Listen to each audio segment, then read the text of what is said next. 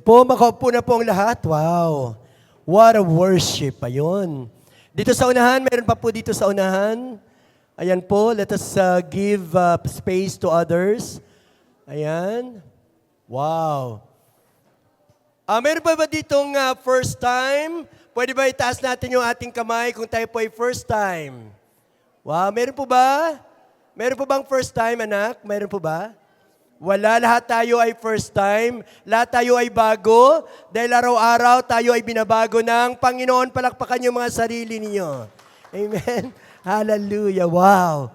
Sabi nga sa salita ng Diyos, no, how pleasant it is when brothers and sisters dwell together in unity. Sabi ng Panginoon, and there He commands His blessings and life forevermore. Wow! Gusto nyo ba natin ng blessing? Pwede ba pakibati muna yung katabi mo ng salamat at nandito ka? Wow. Yan. Wow. Ngumiti kayo sa katabi nyo. Ulitin natin. Ako'y natutuwa na nandito ka. 1, 2, 3, go. Wow. Amen. So, maliban sa atin natutuwa, no? Palagay ko, ang mas natutuwa ay ang ating Panginoon. Naniniwala ba kayo doon? Naniniwala? So, welcome once again to COD Gentry. This is your home. No, welcome to the family of God. This is the second service of COG. No? At yan po yung ating logo. No? Have you ever wondered why yan po ang logo ng COG? No, gusto niyo bang malaman kung bakit yan ang logo ng COG? So siguro dahil in passing lang, I wanted to share with you, no, na napakayaman ng logo na yan. No? So yung cross, syempre, the cross represents Jesus. No? Siya yung nagligtas, namatay, nabuhay muli, at ngayon ay nakaluklok sa kanan ng Ama sa kalangitan. And in the curve, red lines, no, that represents the Holy Spirit. Kasi po tayo po ay isang Pentecostal church. No, we believe in the moving of the Holy Spirit. We believe in the transforming power of the Holy Spirit. And it can also represent the burning desire, the fire of every believer to reach out for others who have not yet believed in the Lordship of Jesus. Na tapos yung formless na blue na yan, no, that represents that what our faith is, walang boundaries. No? Wala tayong pinipili na race, age, color of the skin, or anuman ang paniniwala. No? Tayo po ay borderless. No? Kasi nga gusto natin magiging inclusive. No, lahat ng tao ay makakilala sa Diyos. Amen po ba? At it's even intensified by the three colors. Alam naman natin yung red, di ba? Symbolizes the powerful blood of Jesus. No, the covering of the blood of Jesus. Na if you have faith in such blood, ay pwede tayong maligtas. In fact, no, tayo ngayon ay nakakatayo dahil we are covered by the blood of Jesus. Amen po ba? Amen. And of course, the blue represents the royalty of the one whom we are worshiping, the King of Kings and Lord of Lords, His Majesty. Ayan po. And of course, Jesus, the color yellow gold, represents the holiness of the Lord. No, we as a church, no, we started as a holiness church. Ito po ay akin po nang nabanggit nung nagbigay ako ng glimpse of our history. And of course, we exalt no other than Jesus Himself. No, very rich, no? At yan po ang ibig sabihin at ang purpose ng logo na yan. No, logo pa lang. No, ay ano na tayo, no, very, very rich na. Amen? Nandito ba yung mga mayayaman kay Lord? Aba, talaga naman, mayayaman talaga kay Lord. Alam na ba natin yung purpose natin kay Lord? Parang konti lang. Ayan, no? Alam nyo, ang mundo, no, ay mayroon siyang ibang direction, no?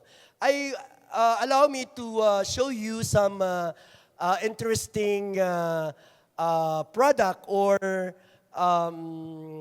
yung mga icons, no, ng ating label, no? And their logos, no? Or their slogans. Dunkin' Donuts, ang sabi ng Dunkin' Donuts, just follow your heart. No? Pero sabi ng Bible, di ba? Don't follow your heart, di ba? Kasi ang heart ay, deceitful. No? So kailangan ay talagang pinag-aaralan natin kung anong ating nararamdaman. Hindi ibig sabihin na nararamdaman na natin tama na. Di ba? No? Kailangan talaga i-consult natin sa salita ng Diyos. Sabi ng Sprite, just obey your thirst. Pag nauhaw ka, lumaklak ka. I mean, uminom ka, sabi ng Sprite. No? Have it your way, sabi ng Burger King. No, ganun pala yung, I just was amazed no, nang aking collect ito. No? Have it your way. Grabe naman, no? And ang Uber, move the way you want. No? Parang parang pakawala, no? Parang saan ako pupunta? Pwede, gano'n, no? Walang restrictions. Guys, no, bilang mga Kristiyano, our freedom, no, has limit. No? Dapat doon tayo sa bounds of the word of God. We are free. No? Pero sabi nga, if you are in Jesus, you are free indeed. But if it is not already beneficial to you, no, sabi ni Pablo, everything is beneficial. You can do anything and everything. But if it is not beneficial to you anymore, wag mo nang gawin. Amen po ba? Sabi mo sa katabi mo, sabi ko sa iyo, wag mo nang gawin. Yan. Ayan. Yun ang binibigay sa atin na direksyon ng mundo. Pero alam nyo ba na may purpose sa atin ang Diyos? No? May purpose sa atin ang Diyos. Sabihin mo sa katabi mo, may purpose pala ang Diyos sa buhay mo. Ayan. No? Yun ang title ng ating sermon for today. Meant to be. No, sabi dyan, being all that God intended you to be. No? Pwede ba natin ulitin yan? Meant to be, being all that God intended you to be. 1, 2, 3, go! Ang galing. No? Our text will come from Matthew 25:14-30, otherwise known as the parable of the talents. No? Pamilyar na po yan sa inyo na nagbabasa ng salita ng Diyos. Kaya hindi ko siya babasahin ng buo. Ikukwento ko lang siya konti. No? Sa parable of the talents, dito natin makikita that indeed God is our Creator and He wants to be partner with us, no, in saving humanity. No, yun po yung pinaka-gist niya, no, ng parable of the talents. Dito, no, one day, no, a master, no, ay tinawag niya yung tatlo niyang servants and gave them, no, talents. No, talents, no, ang isa ay 5 talents, yung isa naman ay 3 talents, at ang isa naman ay 1 talent. No? And then he left. And then after a long time, he returned at he reckoned, chinek niya kung anong ginawa ng mga ito sa talent na binigay. Yung dalawa ay pinagtibay nila, pinag-unlad nila yung talent na binigay sa kanila. Yung 5 na binigay sa kanya ng kanyang amo ay naging tumubo ng 5 din. No? So 10 na lahat ang mayroon siyang talent. Ang isa naman, 3, ganun din yung ginawa niya, nagsikap siya, ginamit niya, pinaunlad niya ang talent na ito at nagbunga ng another 5. But the one who has 1 talent, ay iba yung ginawa. Natakot siya at kanya inilibing, no, at dito nagalit ang Panginoon. No, so, dito ay makikita natin na God gave us everything that we need kung tayo po ay tinatawag niya.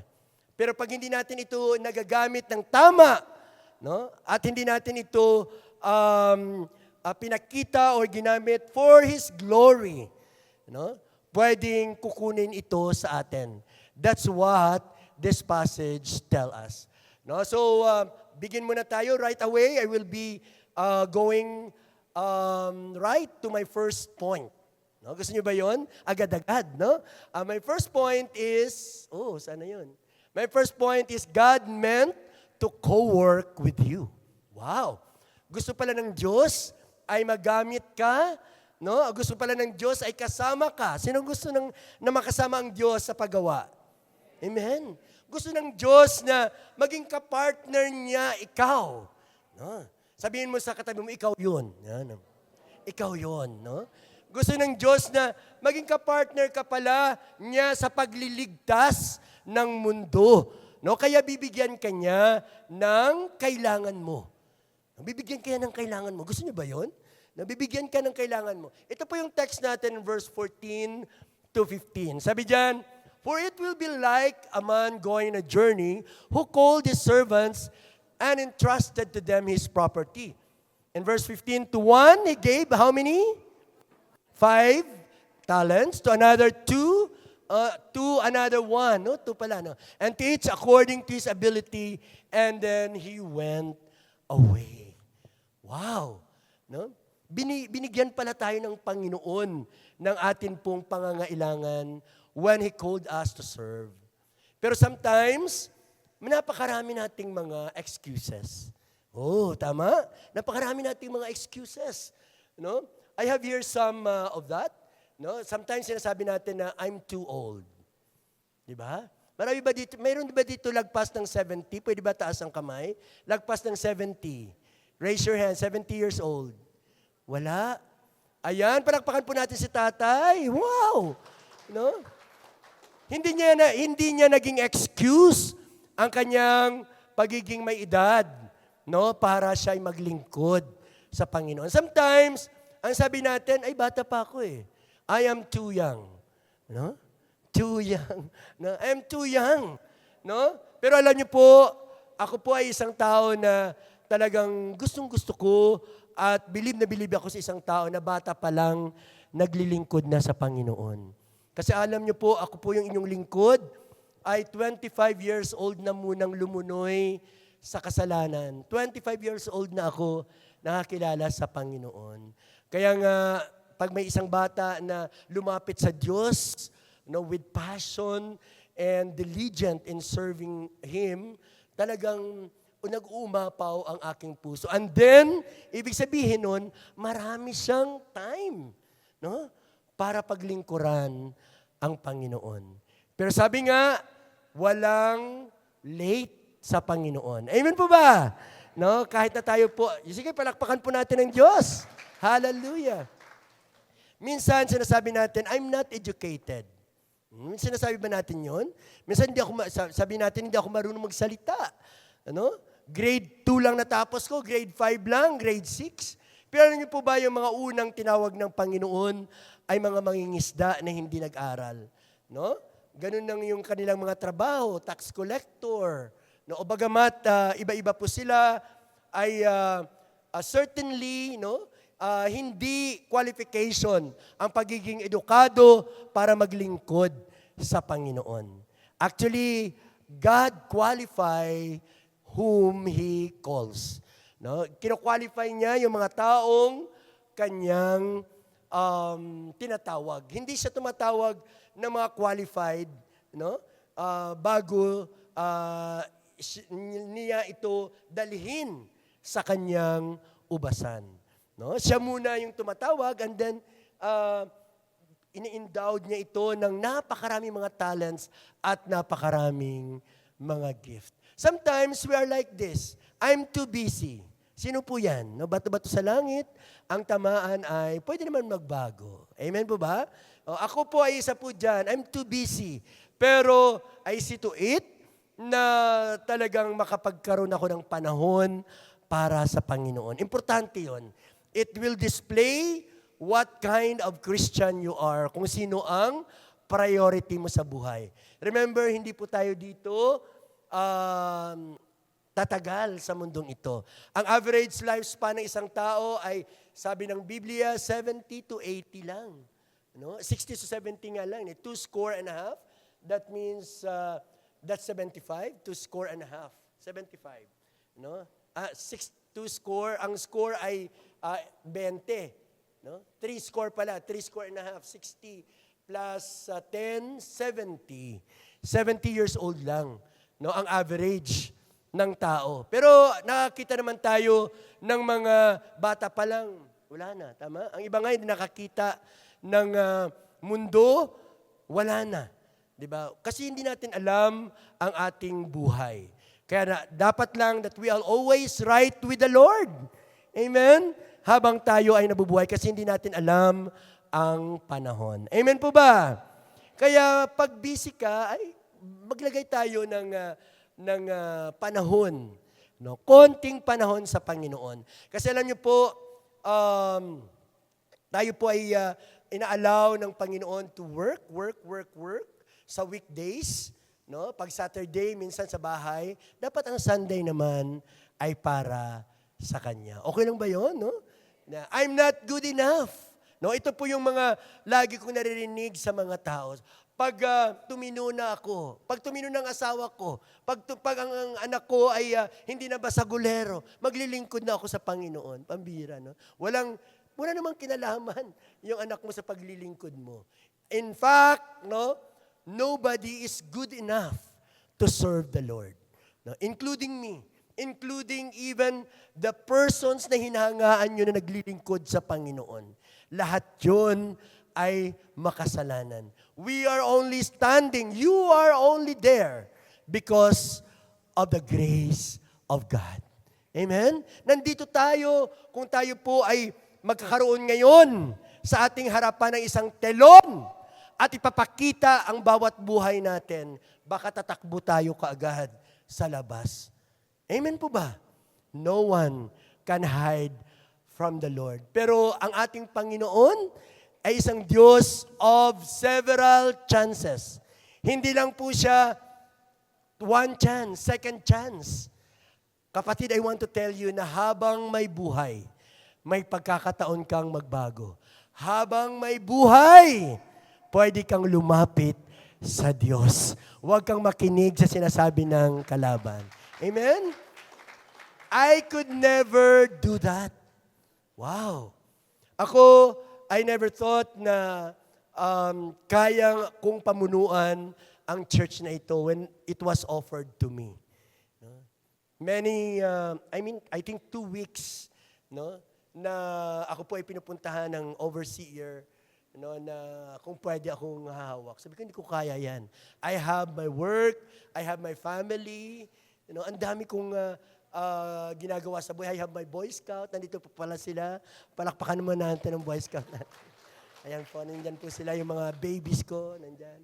So, marami kong abalahan sa buhay, pero sabi nga ng Philippians 4:13, ano sabi noon? No? Anong sinabi doon sa Philippians 4:13? I can do all things through Christ who gives me strength. Grabe, no?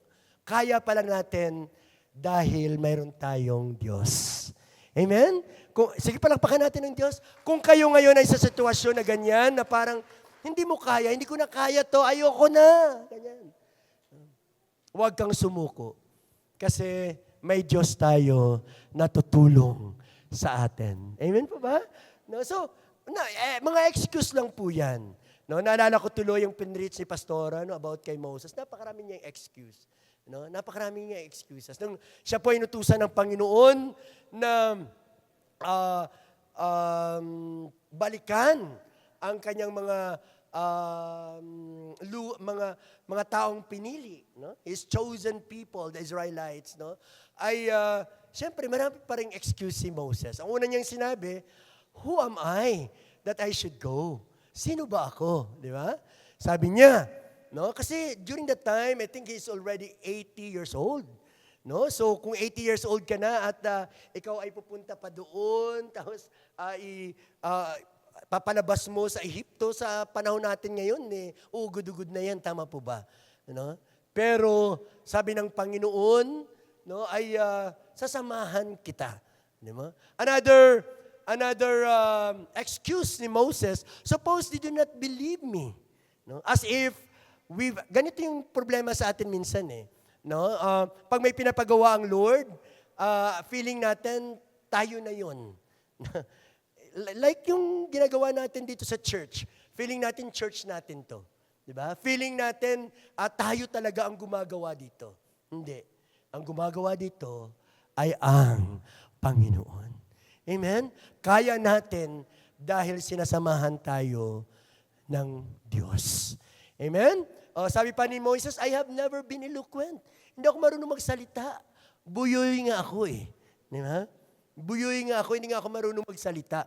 Pero, no, sabi ng Panginoon, no, sa dami-daming sagot ng Diyos, ito talaga ang tumatak sa aking isipan. No? What is that in your hand? No? What is that in your hand? Anong hawak ni Moses during the time? It is his staff. Yung kanyang baston. Yung mayroon siya. Kasi tayo mga tao, mahilig tayo hanapin yung wala. Di ba? Mahilig tayo hanapin ang wala. Pag hinayaan mo ng pork, wala bang manok? Pag binigyan mo ng manok, wala bang isda? No? Pag hinayaan mo naman, ay, puro na lang tayo isda, pambira. Ano bang buhay ito? Ngayon ka na naman. Pag hinarihan mo naman ng isda, gulay naman daw. Ano? Pag hinayaan mo ng gulay naman, ano ako, kambing? Wala nang aputan yung tao. Di ba? Now, sometimes, we are like that, no? Ang dami ng binigay sa atin ng Panginoon, pero ang hinahanap pa rin natin ay ang wala. No? Kung ganyan tayo, syempre, no? Hindi tayo magagamit ng lubusan ng ating Panginoon. Amen po ba? Amen. So, balik muna tayo doon sa ating topic, no? Ang meaning ng ating binasa kanina, sino kaya yung servant, ay yung master, no? Ang master doon represents God himself, no? Our creator. The one na nagbibigay, na unang nagbigay. Amen mo ba? Sabi ng Biblia, when we think na tayo pong naunang nagmahal sa Panginoon, hindi yun totoo. Kasi yung unang nagmahal sa atin ay ang Diyos.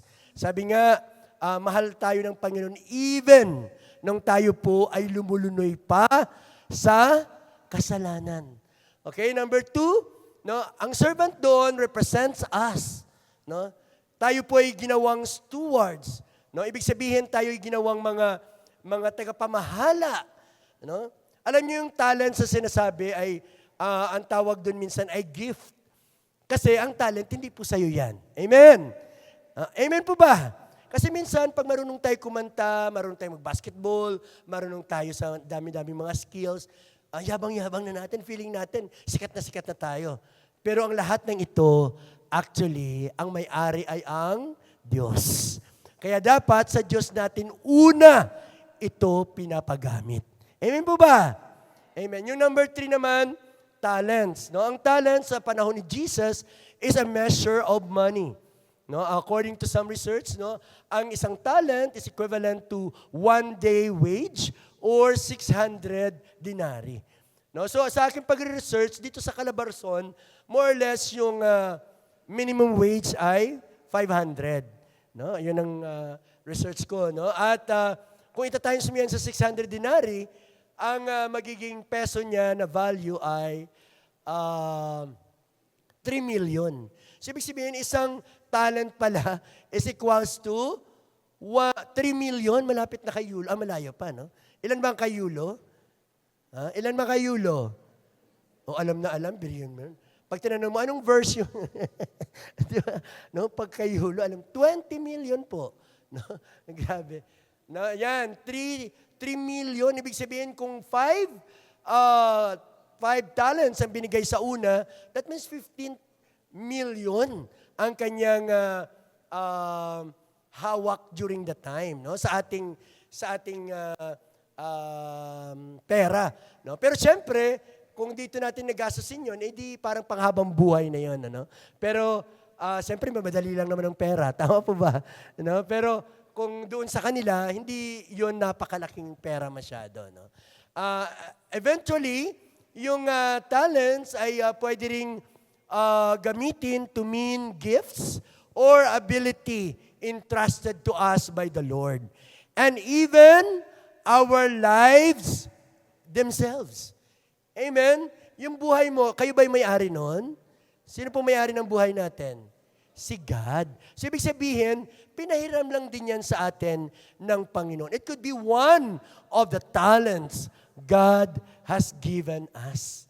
Amen? So, dahil hindi po yan atin, dapat ingatan po natin ito. So, what do we have learned sa dalawang text na yon, no? That each of us were given distinct gift or talents from others. Iba-iba ang ating mga kaloob. No? Sabihin mo sa katabi mo, iba-iba palang kaloob natin. O, kaya hindi dapat maging cause ng comparison ang iba na mayroong feeling natin, mas marami siyang talents. No? Ang iba sa atin, konti lang. No? Actually, hindi naman siya talaga paramihan ng bilang ng talents. No? Mamaya makikita natin dyan na after na sila po ay nagsulit sa Panginoon, ay pareho lang naman ang kanilang naging reward. No? So hindi pala ito kung ikaw po ay maraming talents o konting talents. Ibig rin pala sabihin, hindi pala paramihan ng gawa. No? Kasi hindi naman kailangan napakarami nating ginagawa bilang isang Kristiyano para tayo malugod sa atin ng Panginoon. Kasi alam niyo po, kahit nga tayo po ay makasalanan pa noon nang hindi pa tayo lumalapit sa Panginoon, minahal na tayo ng Diyos. Kaya there is no things na magpapatuwa pa sa atin sa Diyos, no, ng ating mga ginagawa. Kasi talagang nature na ng Diyos na tayo po ay mahalin. So, iba-iba yung ating mga gifts. Tingnan mo yung katabi mo kung iba nga sa'yo. Kamukha mo ba yan? Hindi naman. Buti na lang. Buti na lang hindi natin kamukha. It is not about how much you were given, but what have we done to multiply these talents that is important. It is God who decides what and how much gift or talents He will give because He is the one who knows our capacities as our Creator. Siya yung nakakaalam. Hello? Siya yung nakakaalam kung anong kapasidad natin at kaya nating i-handle na talents. Kaya minsan, nagtataka tayo, bakit hindi pa binibigay sa akin ng Diyos yung blessing na to? Baka hindi mo pa kayang i-handle. Kasi alam ng Diyos kung sino ka at saka ano ka at ano ang iyong kapasidad. Amen po ba? Amen. So, ang una nating punto again, God wants to partner with us. Kaya binigyan niya tayo ng capacity para maganap ito sa ating mga buhay. Amen. And secondly, no, God meant you to use your talent for His glory. Ito po yung text natin in verse 16 to 18. Sabi dyan, He who had received the 5 talents went at once and traded them, and he made 5 talents more. And so also, he who had the 2 talents made 2 talents more. But he who had received 1 talent went and dug in the ground and hid his master's money. Wow! No, so, tayo po ba ay naniniwala na 1 talent person lang tayo? Mayroon ba ditong 1 talent person? Parang wala. Palagay ko, sa anak ng Diyos, wala pong 1 talent person lang. Kasi alam niyo mga nanay, multitask yan eh. Pagluluto pa lang, no, pagising pa lang sa umaga, nagluto. Second, magwawalis, ibang talent na naman. Magliligpit ng higaan. No? Sabi nga ni pastor na nag-preach dito, even yung mga lolo, may talent din po yan. Yung nagbabantay ng bata, di ba? Na sila yung babantay ng bahay, pag kayo, yun ang mga role ng mga lolo eh. Magbabantay ng apo, talent din po yan. So, ang iba namang talents, they are waited to be discovered. No? Meron namang mga talents na kailangan mo na ma-plant yung tao sa church, no? Para malaman niya kung anong talent niya. No? Kasi minsan yung seed, di ba? No? Ang seed, pag hindi natin kilala yung seed, anong ginagawa natin? No? Ano to? Kalabasa talaga to eh. Pero hindi naman pala kalabasa. Paano mo malaman kung kalabasa talaga? Pwede naman tikman, no? Eh di wala ka ng seed. Anong gagawin? Itatanim mo. Pag ang nagbunga ay kalabasa, edi kalabasa siya talaga. Tama po ba? Pero kung hindi mo tinanim at hindi mo alam kung anong buto ito, hindi mo malalaman. That's why it is very important na tayo po is planted in a church.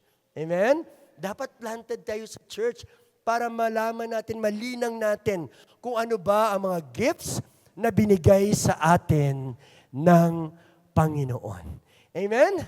Hallelujah. Sabi dyan sa verse 19 to 23, now after a long time, the master of those servants came and settled accounts with them. And he who received 5 talents came forward, bringing 5 talents more, saying, Master, you delivered to me 5 talents. Here I have made 5 talents more. His master said to him, well done, good and faithful servant. You have been faithful over little, I will set you over much. No? Alam niyo sa ano na po ito, makinig po tayo. Sa ano na po ito? Sa a time of reckoning. This will happen in the last days. No? Ganun po. Kasi binigyan kayo ng talent, binigyan tayo ng mga kaloob, binigyan tayo ng talino, binigyan tayo ng yaman. Lahat binigay sa atin ng Panginoon. Ano ang ginawa natin sa lahat ng gift na ito sa atin? Isusulit natin yan. Amen. So sabi dyan, no, ang napapunta sa 5 talents, well done thou, good and faithful servant. You have been faithful over little, I will set you over much. Enter into the joy of your master. Pasok siya. No? Pasok siya sa heaven. Amen po ba? Yun pong ibig sabihin yan. No? Pero may faith ba dyan na binanggit? Parang wala naman. No? So, ibig sabihin, no, I'm not saying na naniniwala na tayo na we are saved by works. Ang sinasabi ko lang ay dahil walang binanggit na dyan na faith, no? Ang faith niya, ibig sabihin, ay nagbunga into works. Ang faith kasi, para maging saving faith siya, dapat nagbubunga. Amen. Dapat nakikita sa buhay natin. No? Kasi hindi pwede na sabihin mo na niwala ko kay Lord, ticket ko na yan to go to heaven. No? Maraming taong ganyan. No? That, ang kanilang contention lagi, naniniwala naman ako sa Diyos eh. No? So, sabi ng Biblia, pag naniwala sa Diyos, pupunta na sa langit. Diba? Pero anong klaseng pagtitiwala ang mayroon po tayo? No? That is something na kailangan natin i-qualify. And then the second, he also, who had the 2 talents came forward saying, Master, you have delivered me 2 talents here. I have made 2 talents more. His master said to him, well done, good and faithful servant. You have been faithful over little, I will set you over much. Enter into the joy of your master. Did you observe na pareho lang, no, ang reward, no? Siya po ay nakapasok din sa heaven. So, ibig sabihin, hindi usapin kung ikaw ay may maraming talent o wala. Or konti, no? So, hindi dapat tayo magdamdam kay Lord na konti lang yung binigay sa atin na kaloob. Kasi ibig sabihin, konti lang din ang responsibilidad mo doon.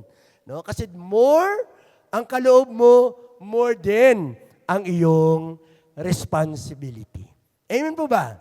Ayun po ang ibig sabihin nun. Sa pagpapatuloy, sabi dyan, he also had received the 1 talent came forward, saying, Master, I know you to be a hard man, reaping where you did not sow, and gathering where you scattered no seed. So I was afraid. So ito minsan ang problema natin, no? Kasi we look at the Lord just like a policeman, na binabantayan lang tayo pag tayo po ay nagkamali. Hindi po ganun ang Diyos. Sabihin nga natin sa katabi natin, hindi po ganun ang Diyos. Hindi po siya ganun. Na parang babantay lang natin yung mali, tapos paparusahan na tayo. Hindi ganun. Ang Diyos natin ay mawain. He gives chances para tayo po ay magbago. Okay? Ang kaalaban lang po yan ang nagsisiksik sa ating utak na talagang malupit ang Diyos. Sabi ko nga, as long na tayo po ay nabubuhay, tayo po ay may chance pa rin na lumapit at humingi ng kapatawaran sa ating Panginoon. So balik to tayo dito, sabi diyan, nagalit dito ang Panginoon ng time of reckoning. Ibig sabihin ito na po ay na kasi pagbabalik ng ating Panginoon. So yun po yung malungkot, no? If it is already too late. Pag bumalik na yung ating Panginoon, wala na po yung balikan. Di ba? Yun na po yung last. Amen po ba? No, at sabi ng Panginoon, I will come back like a thief. At hindi niyo alam kung kailan ako babalik muli. So sabi diyan, mabuti pa, sabi niya diyan, no, na nilagay mo ito sa bangko, edi sana tumubo pa ako. So ang kanyang sabi, you wicked and slothful servant. Alam ba natin yung slothful? No? Alam ba natin yun? Slothful is tamad. Walang ginagawa. No? So wala siyang ginawa doon sa talent na binigay sa kanya. Kaya sabi ng Panginoon sa verse 20, so take the talent from him and give it to him who has the 10 talents. Sabi diyan, verse 29, for to everyone who has will more be given, and he will have an abundance. But from the one who has not, even what he has will be taken away. So ganun pala yung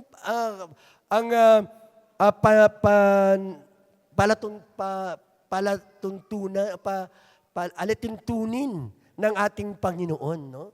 Na kung ikaw po ay hindi mo ginagamit sa tama yung kanyang talent na binigay sa iyo, kukunin niya. At ikaw, kahit nawalan ka na, mawawalan ka palalo. Pero kung ikaw ay naging maayos at mabait o kaya ay masunurin sa kanya, no? At bibigyan ka niya, tapos yung nanggaling dun sa matigas ang ulo, mapupunta pa sa'yo. Ganon ang Diyos na ating sinasamba. No, kaya dapat ay marunong tayong sumunod sa ating Diyos. No, parang lang po yan parang kutsilyo. No? Pag ang atin pong kutsilyo ay hindi natin ginagamit, mawawalan siya ng pakinabang. Mapupurol, magkaroon ng kalawang. No? Sabi nga ng isang writer, no? But before that, let us go to the points muna. Sabi niya, when you use your talent for God's glory, it will not only flourish, but it will be rewarded in God's time. Gusto niyo ba yun? Gusto niyo ba yun? It will be rewarded. Yes. Your reward is dependent on your obedience to do the work He has entrusted to you. No, hindi sa accumulation of talents, kung hindi sa paggamit ng talents. Using your talent will edify others and His church. Actually, that's the purpose kung bakit iba-iba ang ating talent na nabinigay sa atin. Para we will complement each other in our differences. No? Can you imagine kung puro lahat tayo mga nganta? No? Ay di wala na magtutugtog. No? O kung lahat tayo pastor, di sino makikinig sa inyo, sa atin? Eh di wala na. No? Amen po ba? No? Imaginein mo lang kung ang katawan mo ay puro mata, no? O puro ilong. No? Lagi ka siguro sisipunin, di ba? Kasi ilong. Di ba? No? Pwede kang sipunin dahil puro ka ilong. Okay? Ito are you listening guys? Nakikinig pa ba tayo? Pwede ba itaas natin yung ating kanang kamay kung nakikinig pa tayo? Ayan. No. Pag sa klase, pag maingay, pinapalagay ko sa bibig, no? Meron kaya dito ganon? Sabi dito, if an opportunity to use your talent is not taken, it is lost. Ganon pala, nakakatakot. Pag hindi mo pala ginamit ang binigay sa iyo na talent ng Diyos, kukunin sa iyo yan ng ating Panginoon. No? If an opportunity to use your talent is not taken, it is lost. Wow, sabi nga ng isang manunulat, like a muscle, your creative abilities will grow and strengthen with practice. Kasi kung hindi mo yan magamit, ikaw po ay papayat, na mawawala na yung muscle mo. Pero kung lagi mong ginagamit, ikaw po talaga ay maging maskulado. Amen? Tayo ay mga salt and light of this world. Tama po ba? Tayo po ba ay yung mga tunay na asin? Sino dito yung mga asin? Amen? Kung umuulan ba, ay umaattend kayo ng church? Kaya sabi nila, ang mga Kristiyano daw, hindi masyadong umaattend ng church pag umuulan. Kasi asin daw sila. Kasi baka matuna. Pero paano naman yung light? No? Sabi ng Mark 4:21-25, He said to them, do you bring in a lamp to put it under a bowl or a bed? No? Tayo po yung ilaw. Tama po ba? Dapat tayo po ay nagsashine. No? Dapat tayo po ay nakikita. Instead, don't you put it on its stand, for whatever is hidden is meant to be disclosed, and whatever is concealed is meant to be brought into the open. If anyone has ears to hear, let them hear. Tapos sinabi ulit, yung sinabi doon sa ating text, whoever has will be given more. Whoever does not have, even what they have will be taken from them. Nakakatakot, no? Na pag hindi pala natin pinagamit sa Panginoon ang ating mga talents, yung ating mga kayamanan, ang ating mga property, no, it might be taken from Him. It may be taken from us. Amen po ba? Amen. So, punta tayo sa pinakahuli na, no? God meant to reward and the righteous and punish the disobedient. Yun ang katotohanan ng salita ng Diyos. No? O baka sabihin nyo, ay, matagal na po yan eh. Matagal ko nang alam yan, pero hindi nga ako, dami ko na kasalanan, hindi naman ako nagkaroon ng ketong, hindi nga ako nagkasakit eh. Diba? Minsan ganun ang mga natin. Ganun yung ating mga katuwiran. Pero in the proper time, we could never ever mock God. No? Wala pang tao na hinayaan ng Diyos na mag-mock sa Kanya. No? Sa ating teksto, no, nakita natin at nabasa na rin natin ang mga reward. No? Aside from mga crowns na nabanggit sa ibang mga bahagi ng Biblia, ang pinakamaganda siyempre ay ikaw ay makareceive ng rich welcome in heaven. Amen po ba? In heaven, sinong gusto pumunta sa langit? Sino gusto mauna? Wala pala. Wala gusto mauna. And he also, who had the 2 talents, came forward saying, Master, you delivered to me 2 talents here, and I have made 2 talents more. So pareho lang. No? Aside from the double ang kanyang talents, binigyan pa siya ng reward ng Panginoon. Wow! Sabi ng Biblia, no? Wala pang nakakita, wala pang nakarinig, wala pang naka-imagine kung gaano kagilagilalas ang pinipare ng Diyos para sa mga taong nagmamahal sa Kanya. Amen. Kung nababasa nyo ang Revelations 4:21, you will see a glimpse of heaven there. No? Makikita nyo kung pasulyap, pasilip, kumbaga. No? Tip of the iceberg. No? Doon makikita natin na ibang-iba at kagilagilalas nga ang ating mararanasan, hindi lang for a moment, but for eternity together with our God. Amen? Palakpakan naman natin ang ating Panginoon. Amen? Pero punishment, ito na po, ayaw natin ito. Pero tayo po ay hindi gumagawa. Sabi diyan, but his master answered him, you wicked and slothful servant. Walang ginawa, pero tinawag na wicked and lazy. So take the talent from him and give it to him who has the 10 talents. And isa pa, ito, verse 30, hindi ako sumulat nito. No, sabi diyan, the cast, the worthless servant into the outer darkness. In that place, there will be weeping and gnashing of teeth. Siguro alam niyo kung ano yan. Sa mga Kristiyano at saka mga nagbabasa ng Biblia, alam natin kung anong lugar yan. Amen. Yan po ay hell or impyerno. Wow. Wala siyang ginawa, pero napunta siya sa impyerno. Wow. Ibig sabihin lang, omission is just as bad as commission. Pareho lang. Kung gumawa ka ng kasalanan at hindi ka gumawa ng tama, pareho lang pala yun. No? Alam mo yung tama, pero hindi mo ginawa. Kasalanan din pala yun. Di ba? Sabi ng kasulatan, no, yung 1 talent kasi na binigay sa kanya, nag-iisa na lang, no, hindi niya pa ginamit. At ito na kaagad ang consequence ng kanyang ginawa. No? Ito yung gumagawa ng mga kasalanan. Ito yung kanilang mapupuntahan. The Son of Man shall send forth His angels, and they shall gather out of His kingdom all things that cause stumbling, and them that do iniquity, and shall cast them into the furnace of fire. There shall be the weeping and gnashing of teeth. Wow. Huh? Nakakatakot, no? Pero ito yung mga gumagawa ng mga kasalanan. Kahit alam na nilang kasalanan, ginagawa pa rin nila. Ito naman, yung mga hindi gumagawa ng kasalanan, pero alam nila dapat ang gawin nila, pero hindi nila ginawa.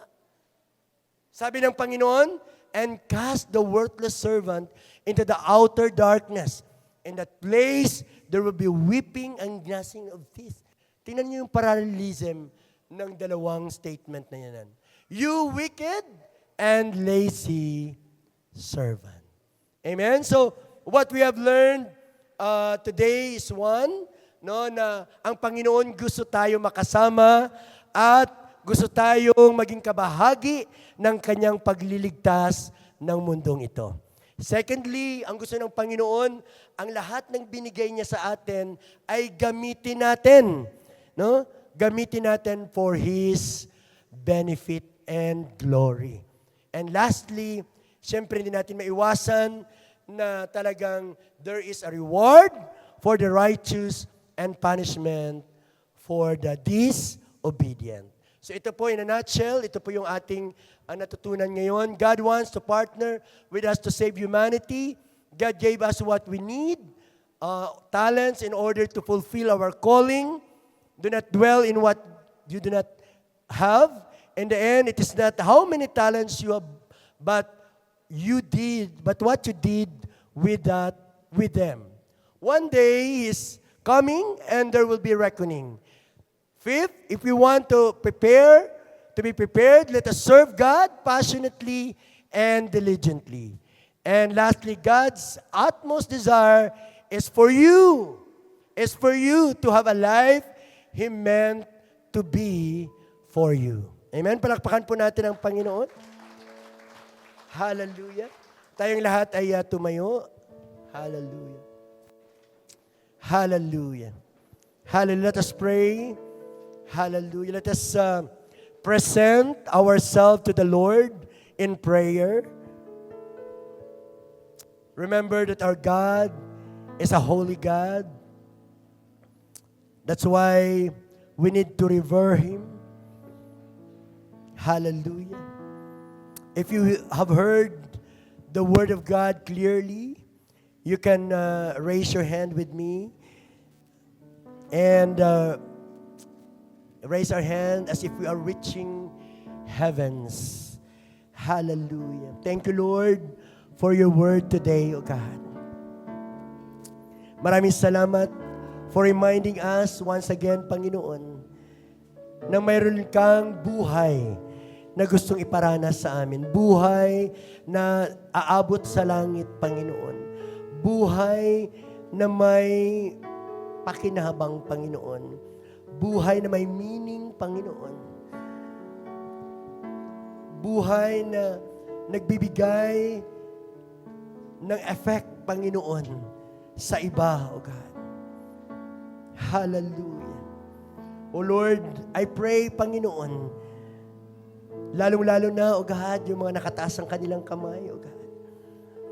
I pray, Lord, that you reach for them, O God. Abutin mo ang lahat ng kanilang mga pangangailangan ngayon in the name of Jesus.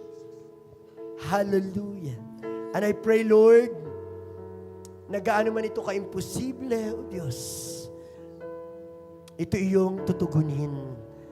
Hallelujah. Hallelujah. Thank you, presence, God.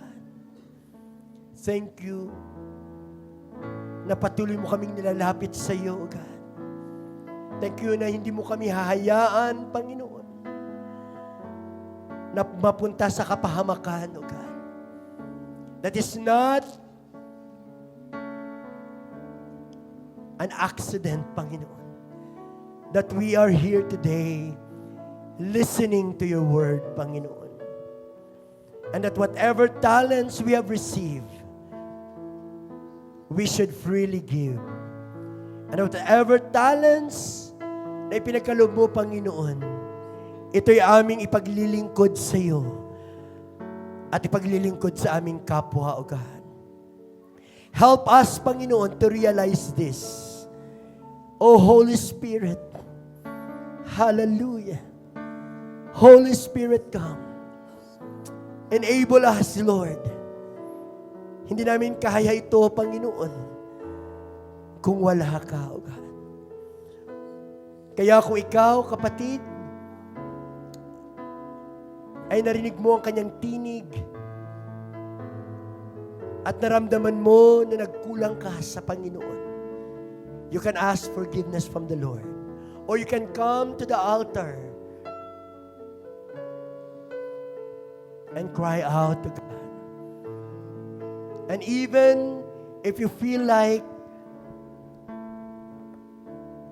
nagpapagamit ka ngayon sa Panginoon, you can still honor God and recommit yourself once again to Him in His altar. Hallelujah. O lalong-lalo na yung may mga pangangailangan, lalong-lalo na yung feeling niya imposible na ang lahat, pero nagtitiwala pa rin sa Diyos. You can come.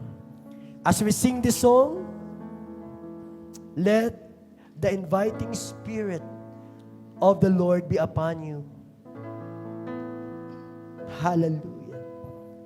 Hallelujah. Let us sing this song as our response and prayer to the Lord. Hallelujah.